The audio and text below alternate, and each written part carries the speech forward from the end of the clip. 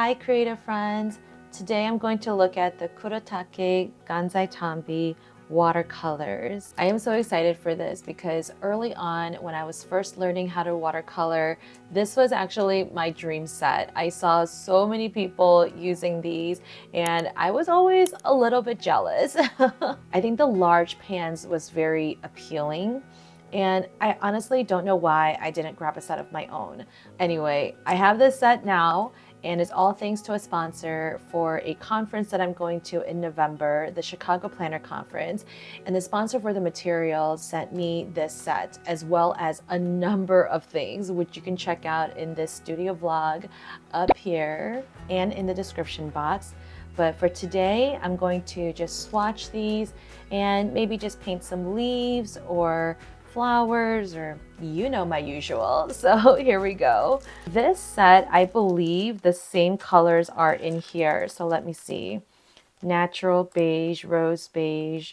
Yeah, so I think the same colors in this set are in this larger set. So I'm just going to swatch this set. But let me go ahead and unpack this one just so you can see like what it looks like. Why am I so terrible at opening this? All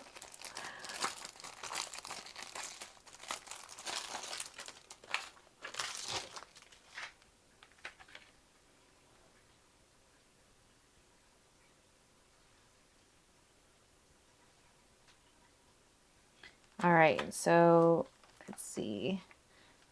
Ooh, oh, you know what? This has a little swatch chart in here for you. That's actually kind of cool.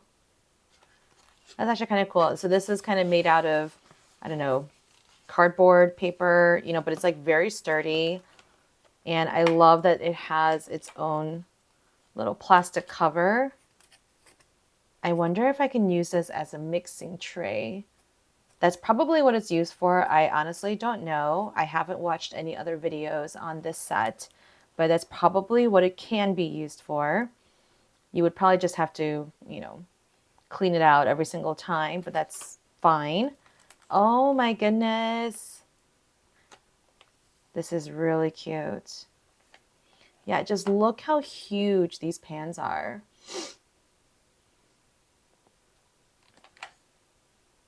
Really nice. All right, so this is a great set to kind of just take with you on the go, you know, because this is pretty large.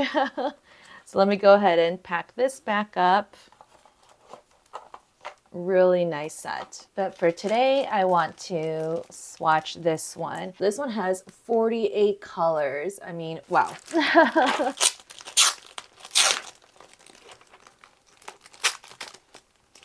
Okay, seriously, am I just terrible at opening packages, or is this just the way that it is?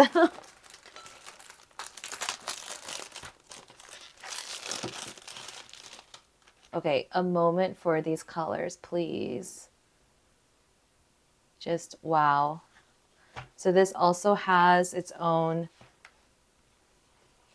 lovely green cover. Oh, wow. Okay, so there's two swatch charts. There's this one here. It's very thin paper. I wonder how this will hold up to the watercolor paints. I have no idea. There's obviously the cover. And then here is the plastic cover. Yeah, I really don't know if I will actually use this as a mixing area. Now that I'm kind of like holding on to it, like it takes up a lot of room in addition to the paint. So it just doesn't seem that realistic. What I can see myself doing is that once I start kind of liking some of these colors, I could see myself getting another container, maybe like one of those Altoid tins, but a little bit bigger, and then kind of hand selecting, you know, a few of these colors, and then maybe attach like a magnet or something underneath it, or like a sticky tab, and then yeah, just kind of custom making your own palette. Wow, I love how there's more identification like on the box itself. Also, I love that it identifies the color for you on the pan itself.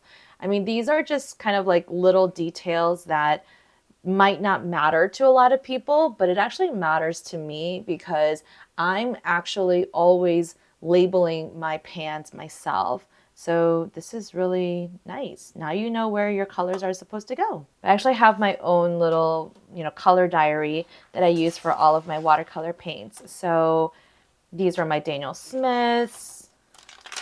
Ugh, my Holbeins, love it, love it, love it. And all of these were also in my other YouTube videos, so please make sure to check those out. Okay, Holbeins continued. And what I love about this is that you can actually take them out of the binding and then rearrange them as you want. I mean, technically, Holbein artist should be on the front page. Okay. And then this is a smaller set that I got from Winsor & Newton. Okay, here's a blank page.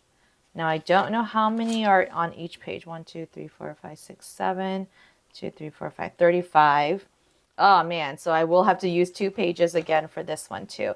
That's okay. All right, let's go ahead and label this.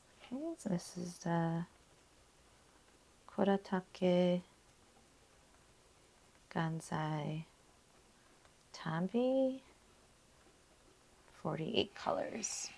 Oh my gosh, these colors are just so beautiful. I don't know how I'm going to fit everything on the screen, so I think I'll just carefully take out one pan at a time and then just kind of show it to you. So let's look at this one. This is Rose Madder Deep.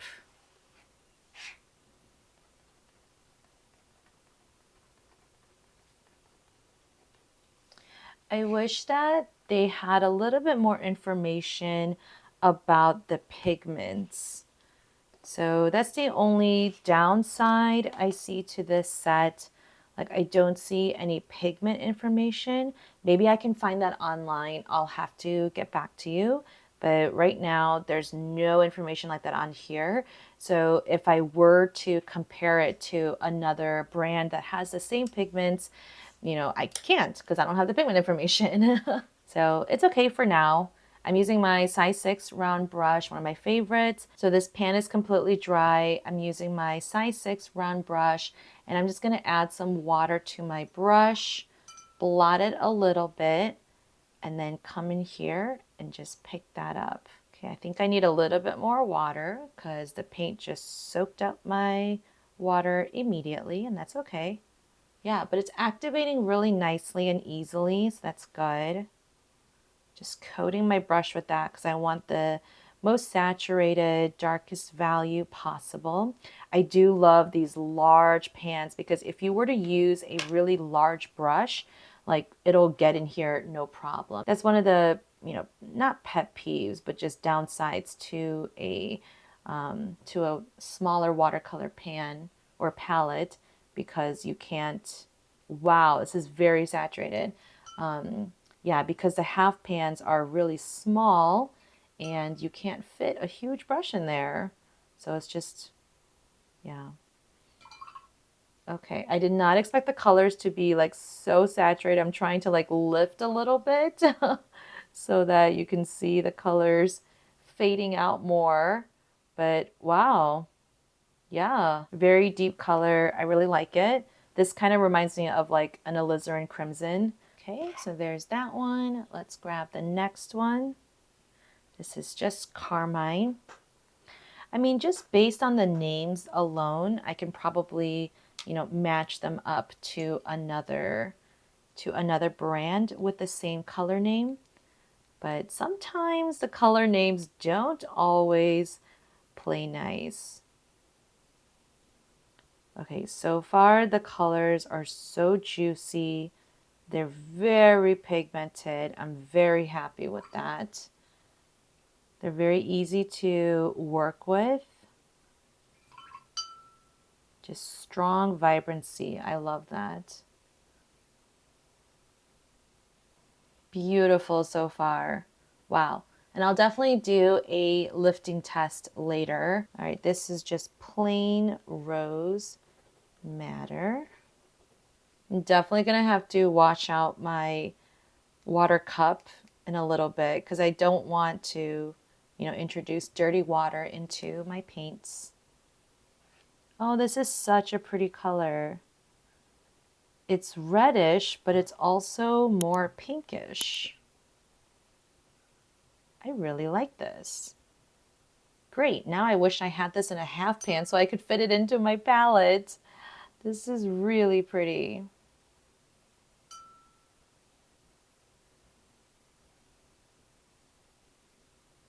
I love how none of my swatches are perfectly inside the rectangles. That's all right. You know me, I'm okay with coloring outside the lines. Okay, here's the next one. This is just plain red, easy peasy.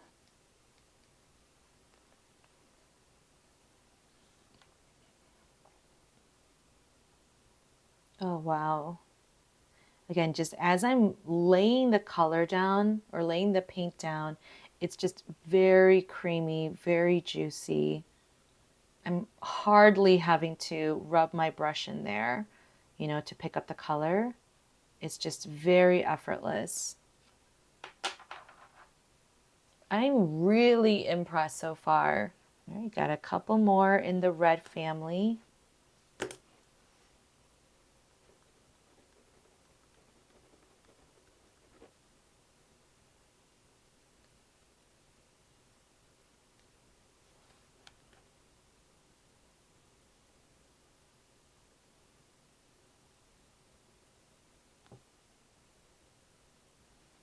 I'm just washing out my brush little by little, just so I can move that pigment down and see what it looks like when it's watered down.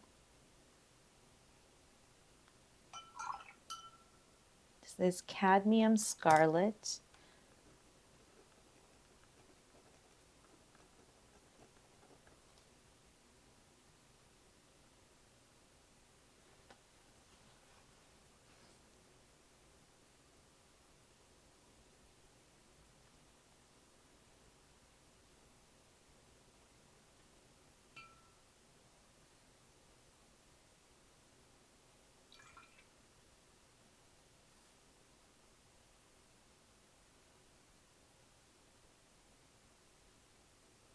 All right, and the last one for this top row is going to be Cadmium Orange.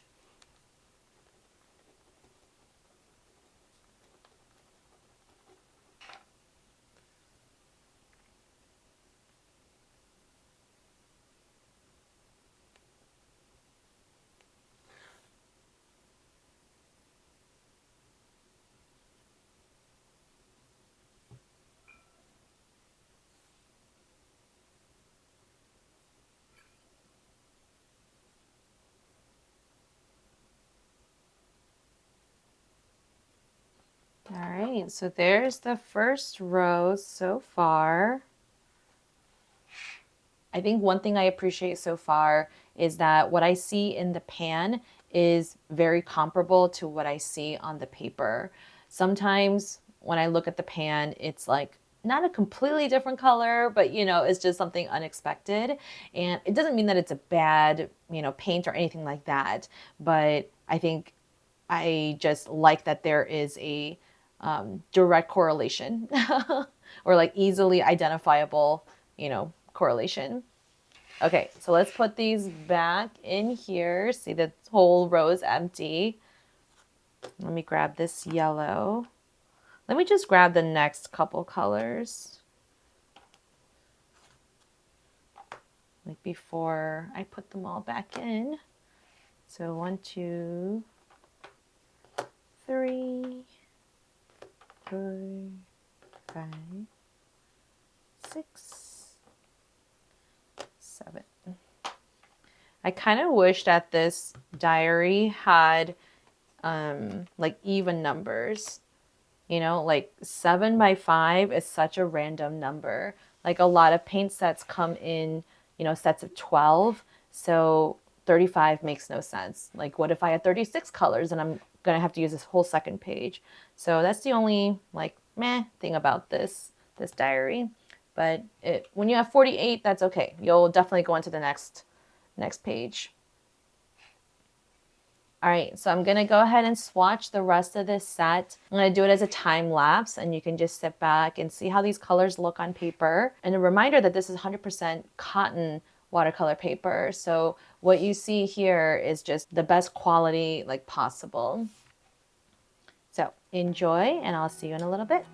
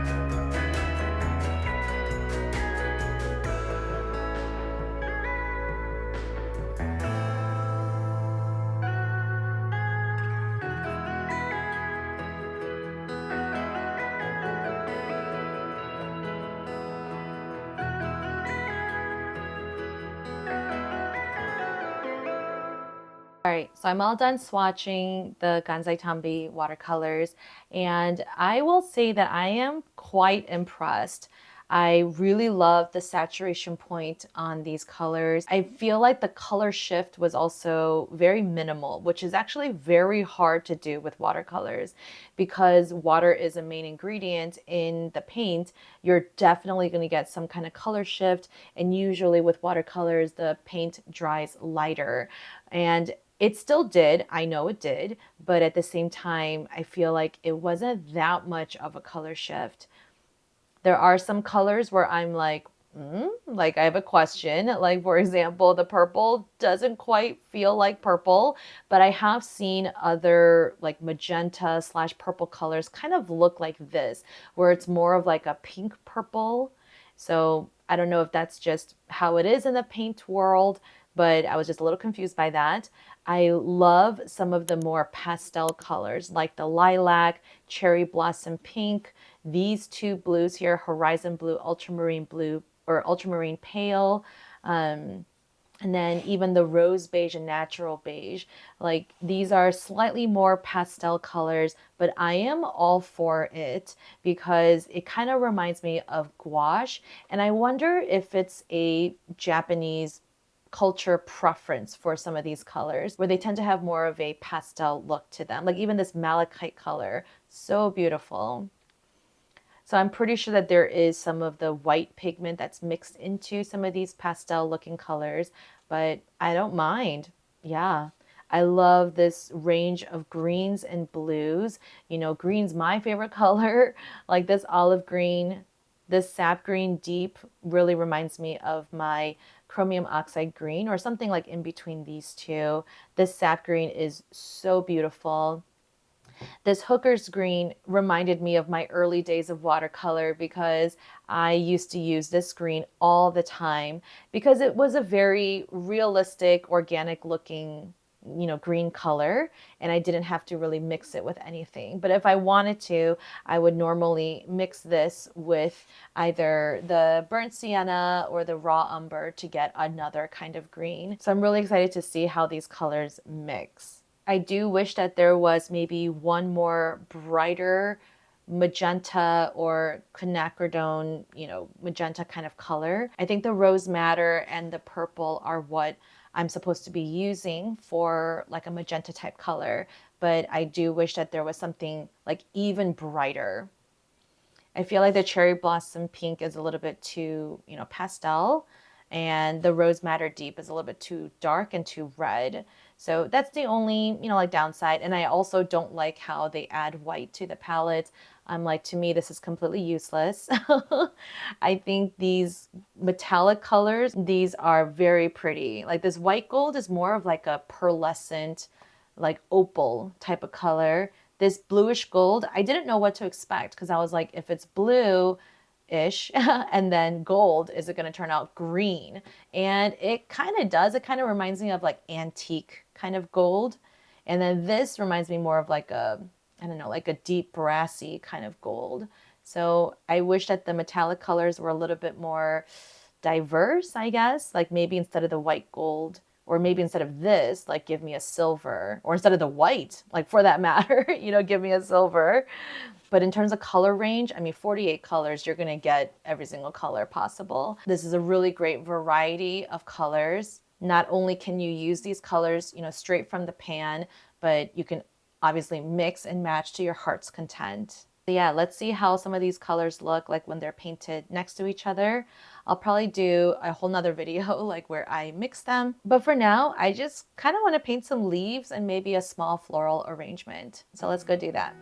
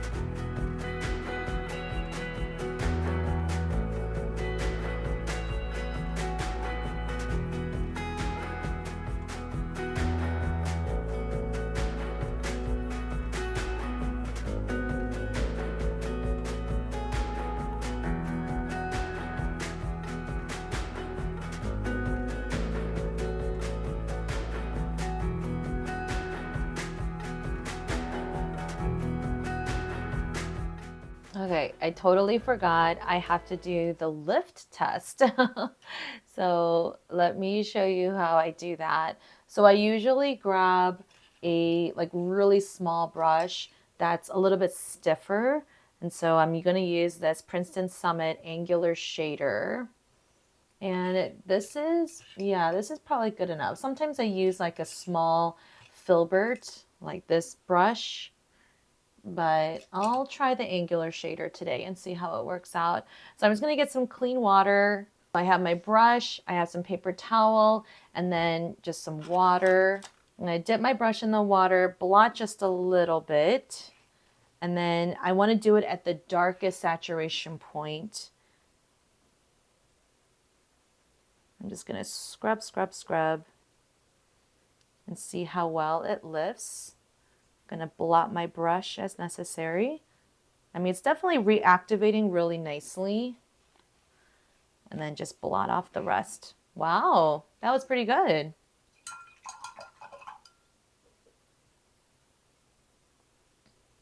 All right, and just keep going. So I'm essentially, lifting some of the color away. I'm adding some water to it. So far, these are lifting pretty nicely.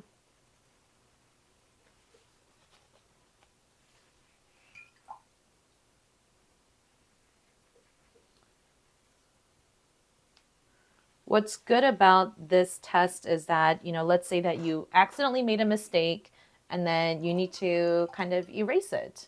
So that's essentially what I'm doing. I'm trying to erase my quote unquote mistake.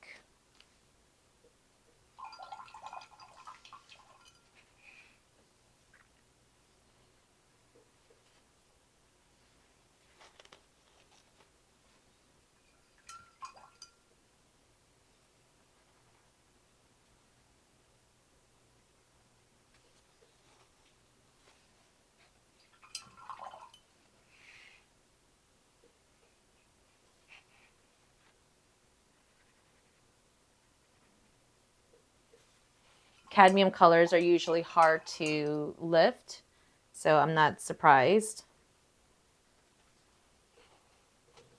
That one was pretty hard too.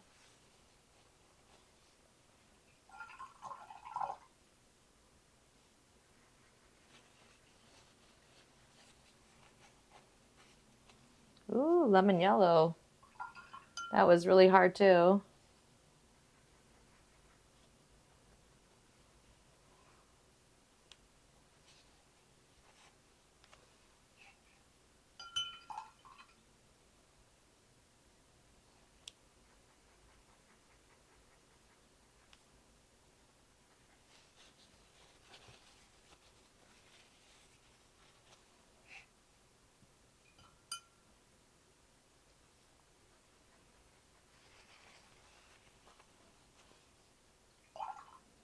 This lime green has like a yellow undertone to it. So even when I try to lift it, I don't see the paper color. I see that yellow like tinge. Oops.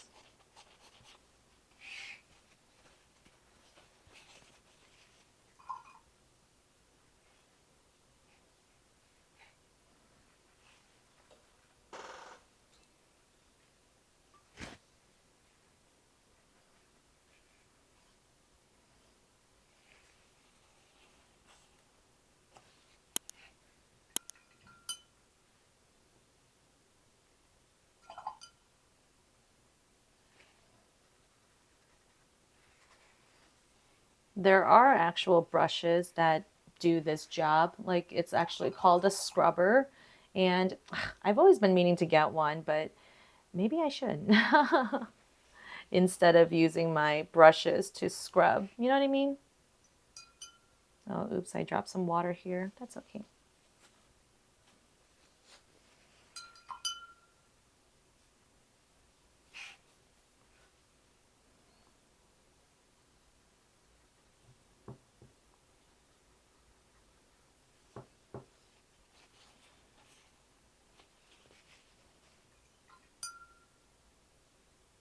I'm like flinging water everywhere.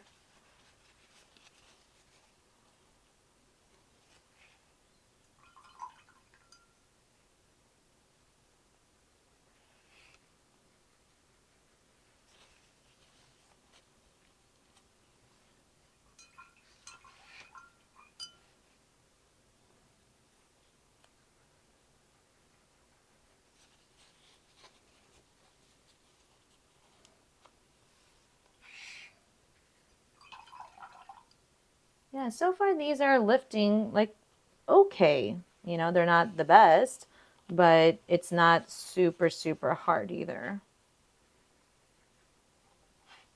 And honestly, I don't lift all that much, whether it was a mistake or whether it's a technique. I don't lift, or I don't use that technique as often. So this is just for testing purposes, but in terms of actual practice, I don't really do it. And that's okay. You know, I'm just letting you know that I'm just doing this just for, yeah, just for this color diary.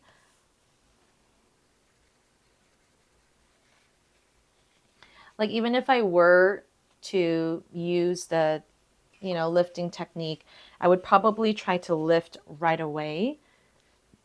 So it's not like I'm waiting for the paint to set and then I'm lifting, you know? Like if I were to do a sky or a cloud, you know, I'm probably going to start blotting like right away.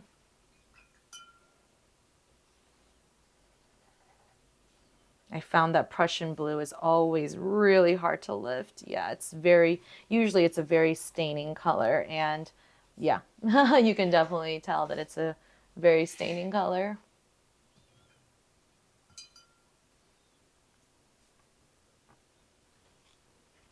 Same thing with indigo. These are usually very, very difficult to lift.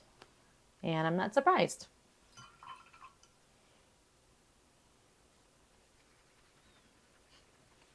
This reminds me of like a nice, like Payne's gray kind of color. Also very difficult to lift.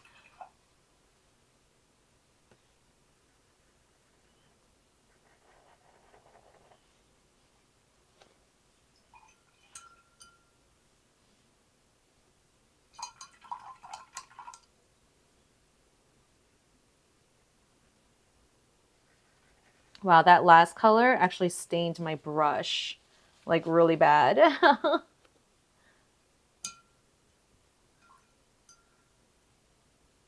Like, look at it. It's like completely purple. That's all right.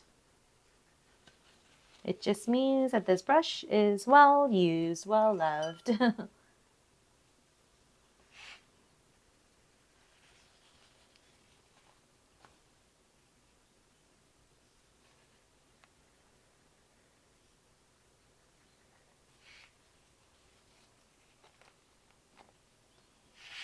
All right. Well, that's the first page. Let's do lifting on the second page.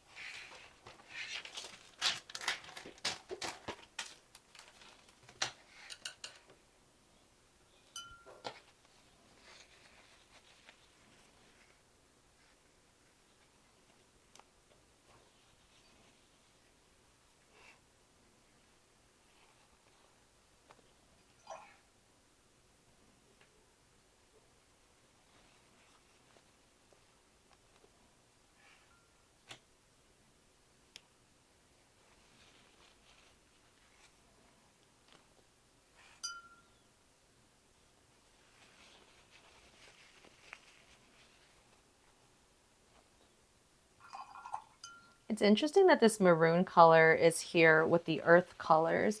I always assumed maroon was like, yeah, a type of red. So I would have put it next to the reds and purples, but that's just me.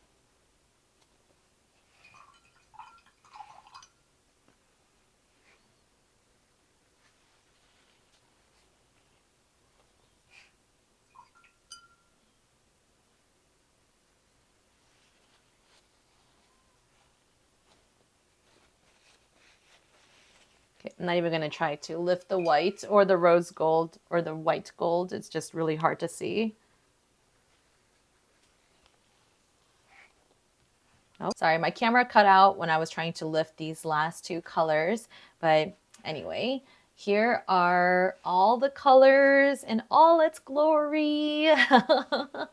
So yeah, my final conclusions is that I really love this set. I think it's very beginner friendly, especially because these pans are so large. So you can easily fit a size 6 brush and larger in here. The only con to to this palette specifically is that there's no mixing area. So again, you could potentially use the plastic cover that came with it, but you'll probably have to get another mixing plate or another mixing palette. So that's just one extra thing you gotta get, but it's not that big of a deal. I think because of the variety of colors, maybe you don't have to mix, you know what I mean? I love that the colors here are just so vibrant.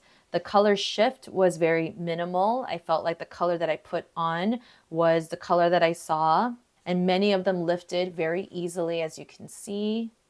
So yeah, I would definitely recommend this to any beginner, holiday or birthday gifts, anyone. Definitely add to cart. Thank you so much for watching this video. If you like this review video, please subscribe to my channel, like this video, and let me know in the comments which color was your favorite. And if you actually own this set, I want to know what is your most used colors or your go-to colors. And how long have you had it? You know, do you really like it? What are your thoughts on it? So let me know in the comments, and I'll see you guys next time.